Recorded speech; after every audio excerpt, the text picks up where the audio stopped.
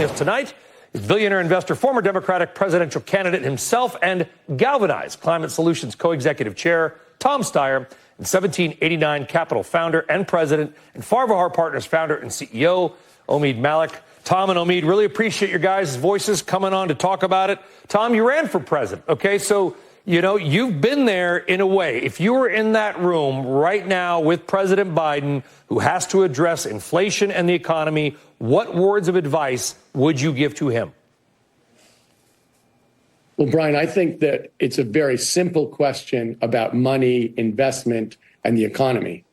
I mean, you could start with the fact that the Biden administration has had a great record, but let's just go to why America does well, why America has done well for the last 2 centuries. We have the rule of law. We've always been fiscally responsible, and we've tried to set up a level playing field where companies can compete so that American companies can beat everybody in the world. When you look at that, that is what makes America different.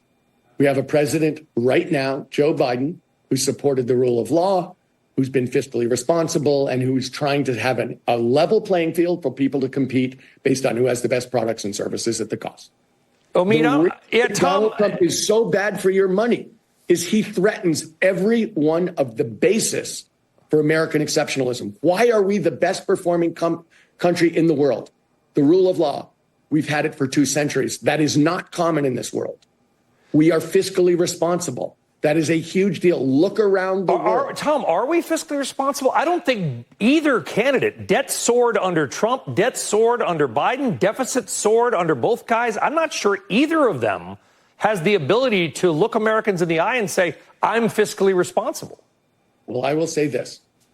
There was a huge cut in taxes for rich people and corporations under Mr. Trump that threatened us permanently. There was a short-term spike from the Biden administration in terms of money to Americans to get us through the pandemic. But as we look forward, it is absolutely critical that we get our fiscal situation under control. And that is what the Biden administration is doing and has been doing since the pandemic. And that is what Mr. Trump is promising to do the opposite of. So if you think about why America has been the best performing economy for decades and centuries, is because of the framework that we have. And Mr. Trump threatens that framework in the most deep and significant way that I've seen in my entire life. And that is the threat to everybody's money. That's the threat to every single person in America's house and money. Omeed, flip it. You're sitting with the former president. What would your advice be to former President Trump about coming out and selling your economic message? Well, I like Tom's framing about why America is exceptional. And so what I would probably do is counter both of them quite easily. So with the rule of law, there hasn't been a president in my lifetime that has undermined the rule of law more than Joe Biden. So it is unprecedented to go after criminally with your leading political opponent and try to throw him in jail. Moreover, the Democrat Party on a local level has tried to keep Donald Trump off the ballot in several states as well.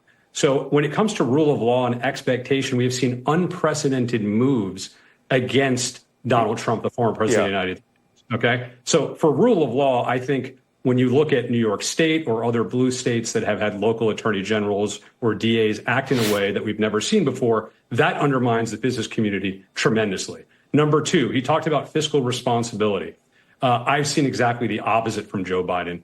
In March, when we were already coming out of the COVID pandemic and recovery was on its way, he passed a $2 trillion giveaway to his donors. That was obviously called in an Orwellian fashion the Inflation Reduction Act, but it is the reason that inflation accelerated. What they were doing, which any economist could tell you was wrong, they were fueling demand with that $2 trillion influx, and at the same time constricting the supply side because they kept these draconian lockdowns on. So that is why you have the spike. So they need to take responsibility for what they've done. And it's exactly the opposite of the points that Tom's making. Basically, as we all know, every bill, every law passed by Congress, whatever the name is, just take the opposite, and that's probably what it's actually meant to do. Omeed, I want to go back to you, though. You both laugh. See, it's bipartisan laughter. I love it. Omeed, we'll go back to you, though. If you're President Trump, what can you possibly do about that inflation rate? I actually don't know what policy Trump could put into place that would bring the rate down any more than it's already coming down. Yeah, so obviously the first step is you got to hold who I think was behind it responsible, but you make a great point in this question. So the first thing you have to do is have something happen that hasn't happened here. Wages are not keeping up with inflation. The general impact is approximately, whether they're coming down or not, we want to make these points, it's about a 20% increase on consumer prices since Biden has come on, okay? What you have to do is get wages up. One way you can do that Democrats don't like talking about, is close the border.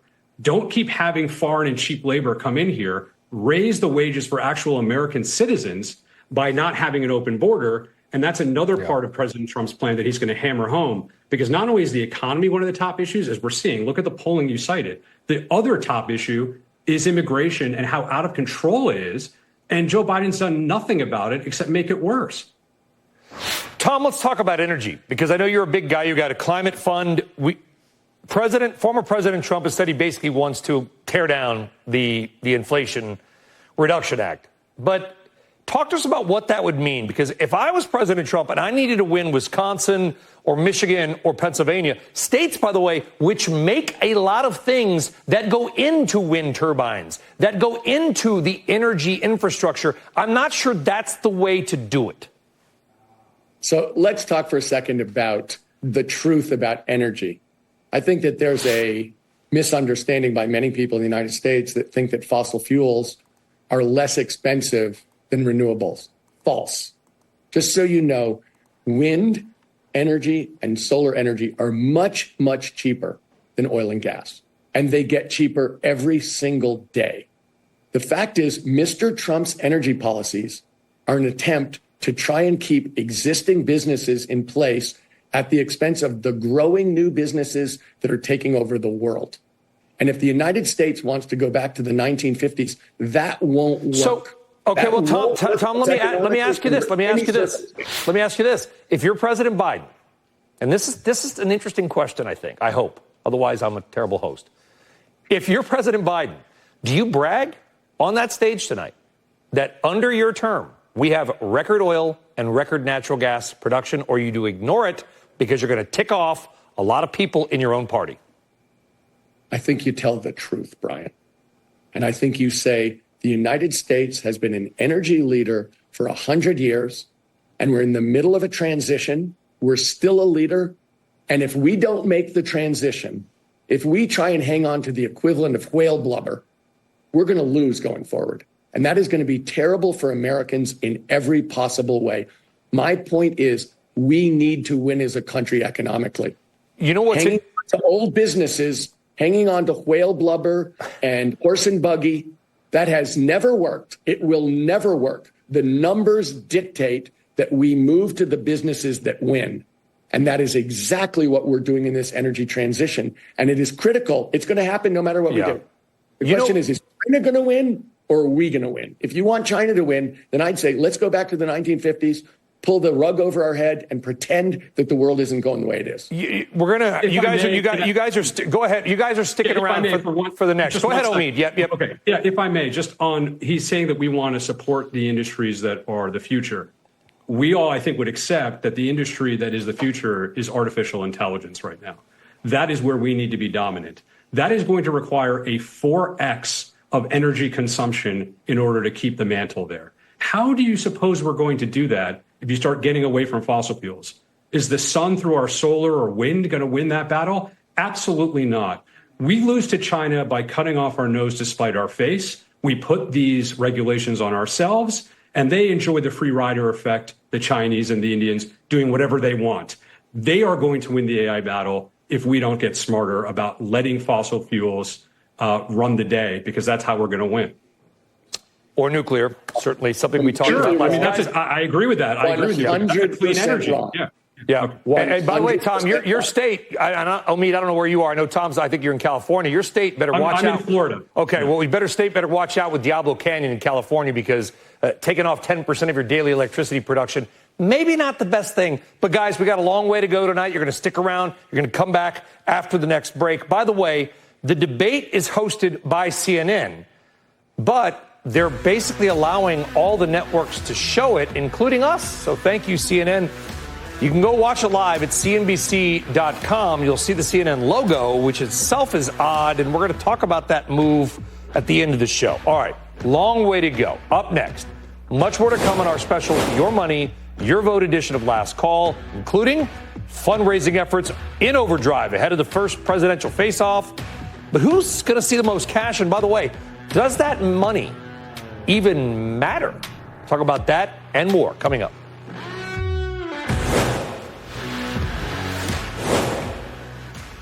Once upon a time, there was an infinity. Meticulously crafted to stir your imagination.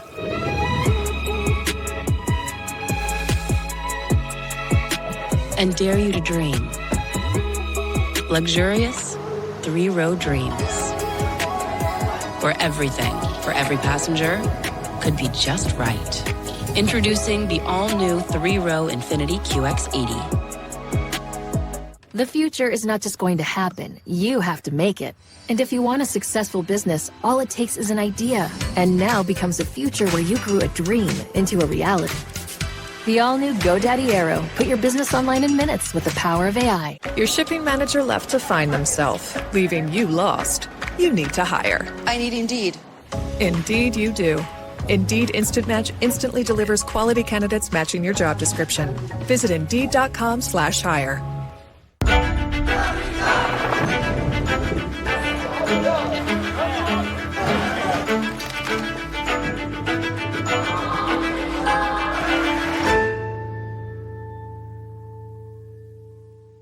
Transfer a self-directed individual brokerage account over to Robinhood and receive a 1% bonus. The bigger the transfer, the bigger the match. You transfer, we match. Offer ends June 28th. At Consumer Cellular, we pride ourselves on giving you fast, reliable, nationwide coverage at up to half the cost of the leading carriers. But don't worry, we've got more than that going for us. New customers who buy any phone get 2 months of service free when you sign up by July 31st. Call or go online to switch today. If you're shopping for a home, Realtor.com's Real Commute tool lets you find homes close to work, school, even grandma's house. Don't all apps do that? Not really. Trust the #1 app real estate professionals trust. Your small business is all your dreams, all your plans, all your dough. Keep it safe and keep it yours with Spectrum Business. Made to protect with award-winning multi-layered security. First, we encrypt your data at multiple points and monitor our network for threats 24/7. Next, our advanced Wi-Fi with Security Shield defends all your devices. If it's connected, it's protected. The final layer of defense is desktop security for your computer. Protect your small business with multi-layered security only from Spectrum Business. Made to work. Buying a season pass to FunSpot was the best decision ever. Unlimited rides, no blackouts, plus access to all 3 parks makes FunSpot my weekly go-to. Thursdays are for racing. You're going down, Jordo. Friday and Saturday nights are all about the coasters, the Midway, and the food. Scan the code for your season pass. Go ahead. You know you want to. FunSpot, where fun hits the spot. All right, welcome back. Fundraising in full swing for both candidates. During the month of May, former President Trump raised significantly more than President Biden. Both candidates, though, are putting on big money, glitzy fundraisers hosted by wealthy donors. So how will tonight's impact or debate impact fundraising and support for maybe major CEOs and the rest of the business world? Omeed and Tom are back with us, but also want to bring in CNBC.com political finance reporter Brian Schwartz and Yale School of Management Senior Associate Dean Jeff Sonnenfeld, who just had a big article and an appearance on my sister network that 0 Fortune 500 CEOs apparently are supporting, at least publicly, the former guy. But Brian Schwartz, first to you. They say money wins elections. Where are we then in the money race? Well, tonight's going to be a big night for both candidates in terms of fundraising. And I was talking to people kind of close to Joe Biden who raise money for him. And really, when it comes down to it for the president, he's going to have to show a really strong counterpunch for these people, in their view, to keep raising the money that they've been raising for Joe Biden. And it's to be a counterpunch to what's expected to be a pretty visceral Donald Trump. I mean, if you look back at the 2020 debate, well, at least the first one they had, that was a big battle. And fast forward to now, donors and fundraisers are really going to be keeping an eye on this and see how each one of these guys plays out and participates in this debate. For Joe Biden, it's really going to be able to have to be showed to donors how strong of a counterweight he's going to have to give to Donald Trump tonight. Yeah, and summarily then, Brian, what about the other side? I mean, do we know what the donors want to hear? Right? I know what the Hollywood elite probably wants Joe Biden to say. What do Trump's people want him to say? Well, I think they do. Who are Trump's people? Well, I mean, I think one of them is actually on our air right now. Omeed Malik. I mean, when you talk about with things here with Donald Trump's donors, I mean, listen, the Republican donor class in large part has all come back to Donald Trump. That's been a story we've been talking about for a long time. And, what I really think they want to see here is somebody who's going to go up on that stage, really throw out those sound policies that he thinks are, important to his party and for the country, talk about the economy, try to hit on how the economy can improve under him if he does become president again, in his view, and see how that plays out. That'll be interesting to see. Well, Omeed, you were name-checked, so I'm going to go to you. Who, because Jeff Sonnenfeld can then respond to this, because Jeff just had that big article that 0 Fortune 500 companies, CEOs, are at least publicly supporting Trump. So who are the big, not the $25 donors, but the big donors for Trump? Who are they? What do they want to hear? And is this all about a populist message? Well, I guess I'm talking to myself. I've co-hosted 2 events from already in Palm Beach and New York City. Well, just don't answer yourself. Well, okay, but I mean, Brian always somehow gets those invitations, so you should post one of those on Twitter again, Brian. We can read a lot of the luminaries that have been attending the events that we've been hosting. I guess I can take this opportunity to respond to my good friend Professor Sonnenfeld's note that none of the Fortune 100 CEOs have come out and supported him financially. I actually think that's a good thing if you're President Trump. That is not who he's appealing to with his campaign at all. And so if you take it at face value, when we were doing the event for President Trump in Palm Beach at John Paulson's house, the Biden campaign put out a statement that it was a bunch of us fat cats. So is now the alternative argument that, it's too bad that Trump doesn't have rich people supporting him? His policies are generated and meant to support the middle class of America. That's what he's passionate about. And of course, the other point, if you don't think that's genuine, is that most of these Fortune 100 CEOs are probably afraid of whatever stigma that the media has perpetrated on people who's come out and support Trump and want to avoid a backlash. So either way, while it's an interesting statistic that the professor has given, I don't think it's material in any way, shape, or form for President Trump's viability. And of course, you're seeing that in the polling. Jeff? Well, Malik, I'd like to have Omeed's perspective on this. He is an old friend. Back when he was coming to our CEO summits, he was still a Democrat. I think it was COVID which changed him. I don't know if it was the injecting the bleach or the hydroxychloroquine which changed him. But it's nice to be on with 2 Democrats, as Tom, of course, is a great Democrat, and Yaley. And thanks for being up here just a month ago in a big program we had up here with Tom Steyer. No, the donor class hasn't come rebounding back, which is not my focus, but just an aside to correct that. Is Adelson's wife, Sheldon Adelson's wife, has not come back. Ken Griffin hasn't come back. Peter Thiel has reversed any of his prior support, as he says, and it goes on and on. But who is this donor class? You wonder, who are these people? David Sack, I know he comes on this network. He's a friend of a lot of people. He could be a very nice guy, but who knows what's in the sack of David Sack? He's certainly not a known industrialist to anybody watching this show. And certainly, Tim Mellon. There are good melons. There are rotten melons. He's probably a very nice melon. I don't know who this melon is, but he's not his father. He's not his grandfather. He's not his great-grandfather. He's not even his great-great-grandfather, who is the one that gave him the wealth by building up Mellon, Gulf Oil, and Alcoa. So these are other wealthy people? Yeah, Omeed, nobody's saying fair enough. CEOs aren't. It's the CEOs aren't giving. And it was, by the way, it was ultraviolet light. It was ultraviolet light, not bleach. Anywho, Let's move on. Move on, Tom. I want to ask you this because you got to admit, listen, there is a populist side of this whole thing, which is there's a lot of people that don't want George Clooney's endorsement, if you know what I mean. You know what I'm saying? Biden holds these glitzy things with all these super fancy people who live behind 20-foot-high walls. And I think that actually pushes people away in some case because they're thinking, I'll never be this person. I'll never be a billionaire. And I don't necessarily want to be in the same camp as them. Can you understand that side of the sort of the populism of it all? Of course I can. But let me make a basic point here. That when we look at people who are trying to figure out whether they have money or not, what's going on, and we look at the so-called economic populism of Mr. Trump, the idea that he doesn't follow the dictates of mainstream economists, that he believes in a lot of theories that are largely self-created. Let's look at the economic populism that is similar and how it's worked out around the world.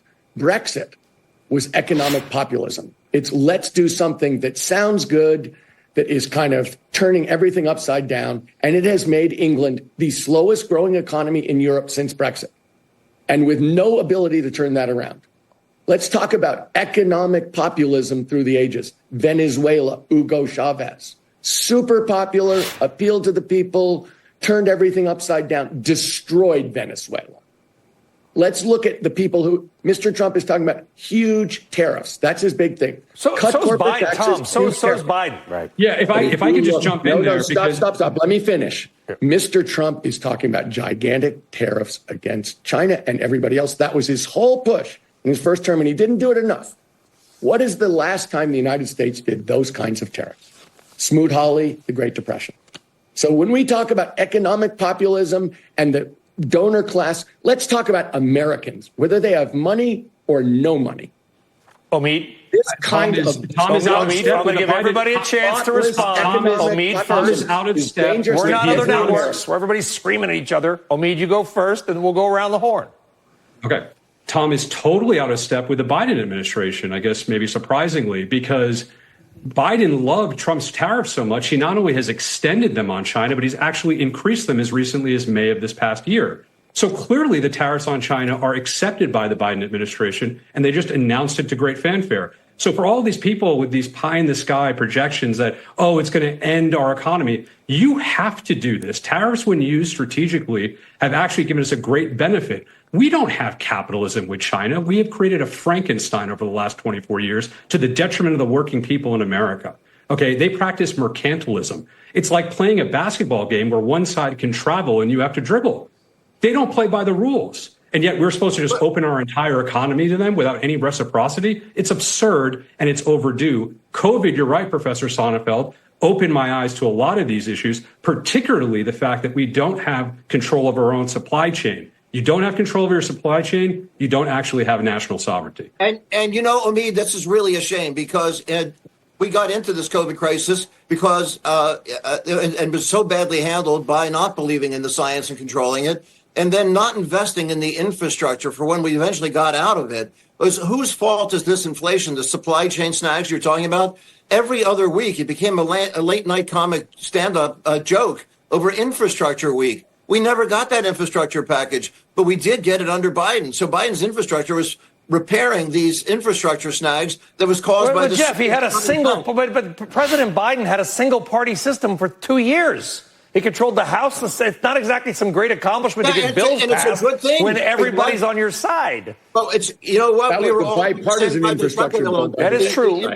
The Democrats and Republicans were in favor of infrastructure. Trump didn't want it. Yeah. Just like they wanted immigration reform. That was bipartisan. Trump didn't want it. But yes, happily, because we had Democrats that had both houses, through the Congress and obviously through the presidency, we were, but with bipartisan support, able to get that legislation through that cleared up these supply chain snags. Yeah. But we wouldn't have had, if you talk about the benchmarks in this economy, it went to, some pricing went to zero. Energy, as you know, Brian, it's a negative. Yeah, I was on air about 1,000 times that day when it went negative. Yes, I remember that well. Oil. So, of course, we're going to have inflation. Inflation's come down in the year from 7% to 2.7%. We have an economy which is one of the strongest in the world. World Bank just said that 80% of their global forecast is based on our very strong. And unemployment, we haven't seen this low since at least Brian and I are watching. I would hope 34 trillion in national debt would at least get us a few jobs. Brian Schwartz has been come down by a third.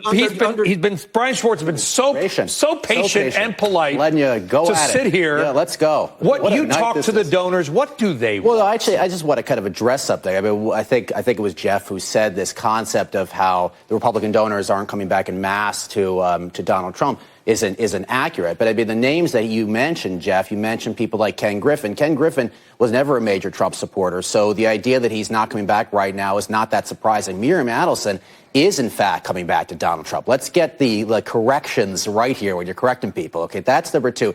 Peter Thiel, you're right, in a way, is saying that he's not going to support Donald Trump. He has said that. But there are people in Peter Thiel's orbit who are, in fact, going back to Trump. J.D. Vance is very close to Peter Thiel, and he's going back to Donald Trump. He could be his vice president, for crying out loud. But I also want to address one other thing that, is... Jeff, I